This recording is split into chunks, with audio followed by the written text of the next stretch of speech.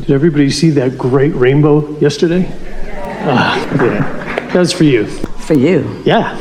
I live here in Asheville, so I appreciate the things that you love about it too. It's a beautiful place. You hit it right on the nail with why I'm here first, because I wanted to talk about the inner being. I've heard a lot of times to talk about your inner being knows before maybe your conscious human self knows. Is that correct? It is, because your inner being has a lot of knowing and has held knowing that maybe you haven't caught up with. But even more important than that, as you've lived life, you have asked for more than you currently are letting yourself acknowledge. And every time you ask for more, your inner being knows that too, because you are a vibrational being. Esther's mother is on her mind today. She thought about her when she was waking up. And another thing that her mother used to say on a really regular basis is, listen to what I mean, not what I say. Because she would get her words tangled up, and her daughters would laugh at her, knowing that she didn't really mean to say that. And she would say, you know what I mean. Listen to what I mean, not to what I say. And her mother was wiser than Esther knew at the time, because that's what we mean also. The universe is listening to what you mean, not to what you say. So life causes you to ask for things that you may not be speaking out loud. Or life causes you to desire things that your beliefs may be in contradiction of. But your inner being knows what you mean and becomes what you mean, becomes what you vibrationally mean. And so that's what we mean by that, is that there is a vibrational reality that is known by your inner being and eventually will be known by you if you will care about being happy and follow the happy thoughts. Following happy thoughts will lead you to what your inner being already knows about what you want. That's what we meant by that. Right. So in psychological terms, I always thought inner being would be part of the deep well of subconscious and the superconscious. It's the inspiration, well, the emotional before you go stuff. too far with that, deep well meaning lots of knowledge. And lots of vibration and ideas, yes, creativity. Yeah. But do you also mean hard to access? No. Good. No. Good. In fact, most psychologists before the law of attraction came mainstream would say there's so much that when it comes to the surface of the small conscious mind, now you're in alignment. And you've often said, if you're not in alignment with your inner being knows when. Your inner being understands where you are in relationship to where you'd like to be and knows what your path of least resistance is. We are eager to have this conversation with you. We like where you're going with this. We want to add just a little prelude to that by introducing to this conversation the notion, the idea of, the blending of where you have come from to where you are to where you are going. Because what you've introduced with these important words and human understandings is that when you're born into an environment, that environment already is acknowledging life from a certain lens. In other words, you're born into a set of beliefs. And when you're born into a set of beliefs, your observation of those people who are believing those things, because of law of attraction, because people get what they believe.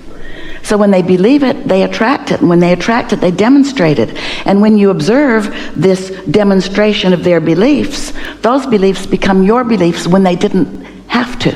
So that's why it's sort of slow going for so many humans. Slow going to go from what is to what you prefer. Because a belief is just a thought that you continue to think.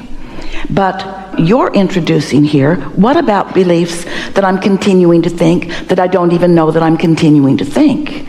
What about these unconscious beliefs? What about these things that I just picked up that I just accept as that's the way that it is? And what we would like to say right here at the beginning of this important conversation is that anything that you, never mind where you've come from, while it's all good and we're glad you came from it.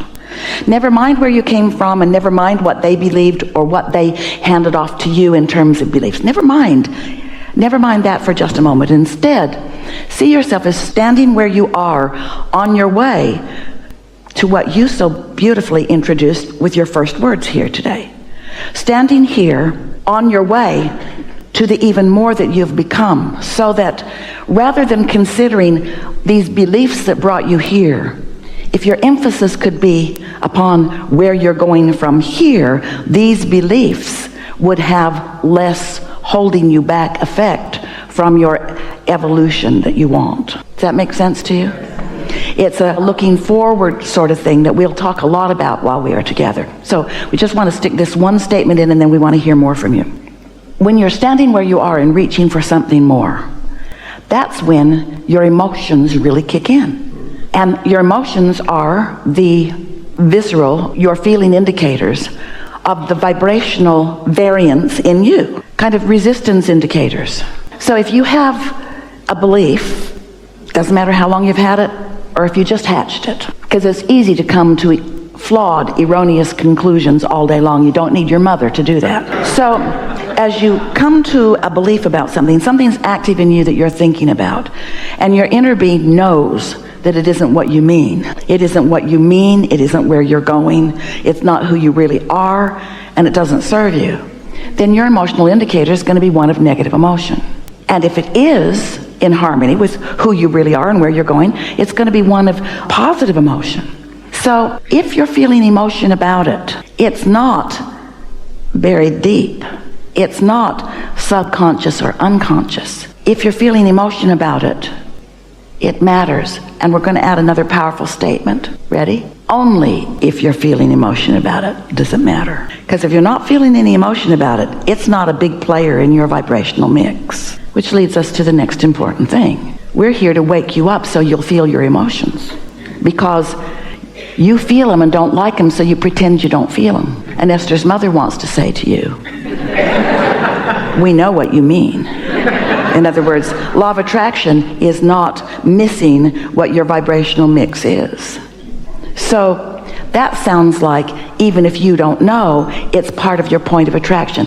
Well, of course it is. Everything's part of your attraction, but it's not a big player. That's what we want you to hear. It's not a big player. If you're feeling emotion around it, it really matters. If you're not, don't worry, it'll get bigger. And when it gets bigger, then it's a player, and then you can do something about it. And until then, we wouldn't spend too much time wondering what's going on. Yeah.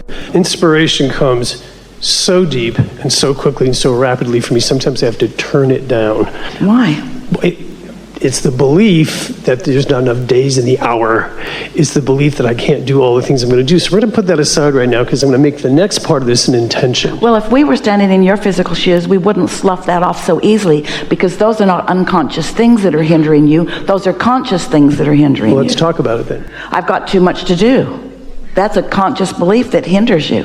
And then because you believe it and it's active, the universe just delivers more and more and more to you, which you believe even more and more. So you consciously and deliberately hold yourself back from your greatest joy, moment by moment by moment. So if I send out an invitation, or send out rockets of desire for the list of things I want to expand to right now, does the inner being audit or sometimes say yes, but not now? Does the... Oh, your inner being isn't your gatekeeper. Is not. No. Note to self, You don't are. blame mom. It's not your gatekeeper. It's just the mix of vibrations that you've got going on.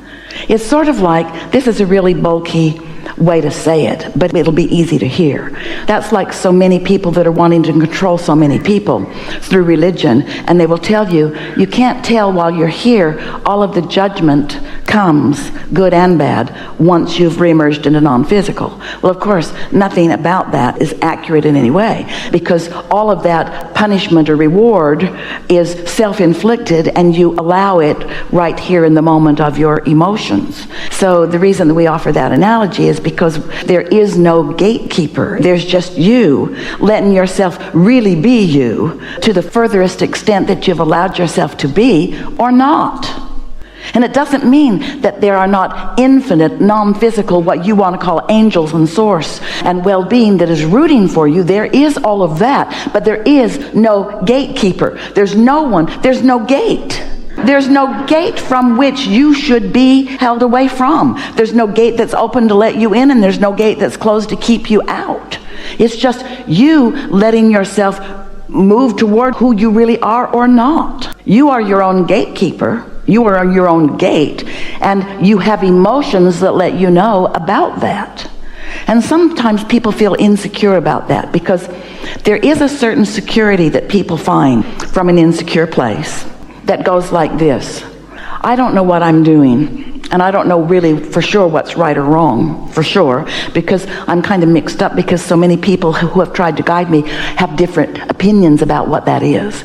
So I really don't know for sure what's right and wrong, but I like the notion that someone really knows, and that if they think I'm doing my best, then they will like my performance, and then I will be rewarded. And so we get it that you want someone to look and judge and evaluate and give you a result. We get how you want that, but there's no gatekeeper. The amount of progress I've seen since your last year in September.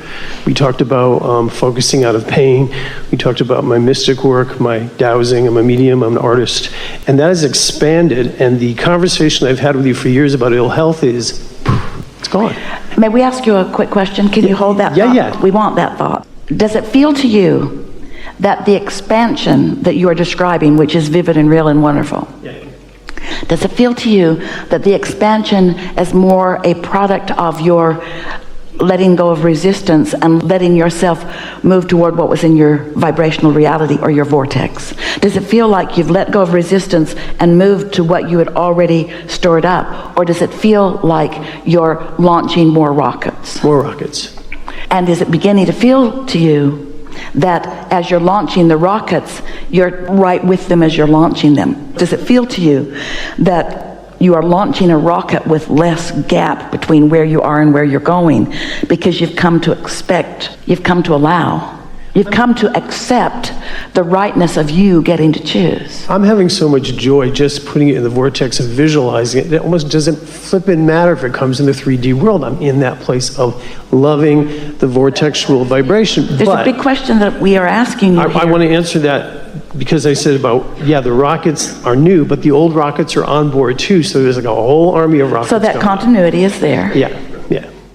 But the question that we want to activate for your benefit here in this very leading edge conversation is, as you feel the satisfaction of that new, does it feel to you like somehow you've found a way through understanding of how this all works to give yourself the permission to be unlimited? Yeah.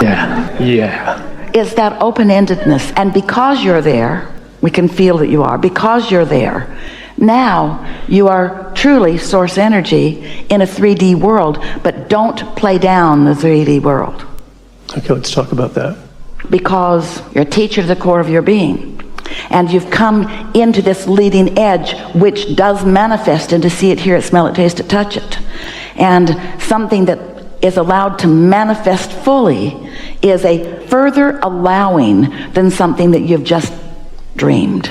We've been saying for a while, stay with us, because we're stepping into new territory for everyone, and especially pertinent to where you are right now.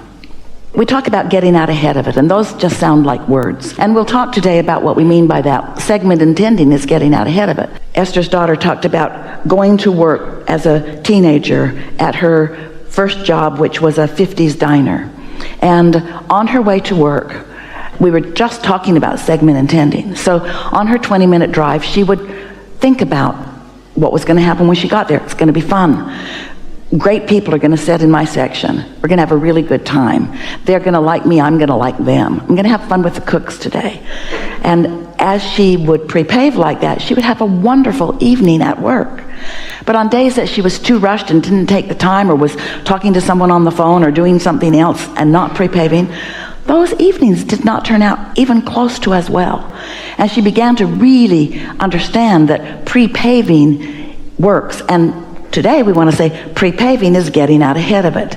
Prepaving is not waiting until you get to work and having a complaining person sitting in your section who doesn't like the menu and doesn't like anything on it and probably doesn't like you either, where you have a knee-jerk reaction. Prepaving is getting out ahead of it and anticipating that the happiest people will be in your section, so that the universe puts the happiest people in your section.